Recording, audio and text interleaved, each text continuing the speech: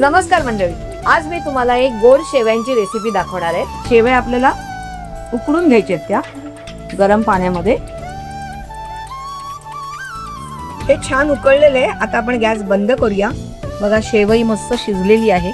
आता हे आपण ह्याच्यामध्ये गाळून घेऊया। ह्याच्यावर मस्तपैकी थंडगार पाणी ओतायचं म्हणजे काय जेणेकरून ते चिकटणार आणि त्यामुळे याचं कुकिंग इमिजिएट स्टॉप होतं।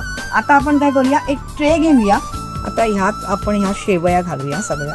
1 टीस्पून घरातलं जे तूप असतं ते घेतले। त्याच्यानंतर वेलची पावडर, ओलं खोबरं घेतले, ते तुमच्या आवडीप्रमाणे। पिठी साखर ह्याच्यात घ्यायची आपल्याला, एक साधारण 3 ते 4 टेबलस्पून।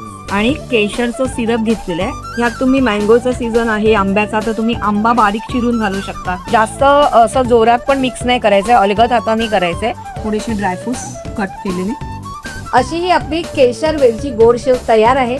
तुम्ही या अक्षय तृतीयेला नक्की करायचंय आणि मला कमेंट्स मध्ये कळवायचंय।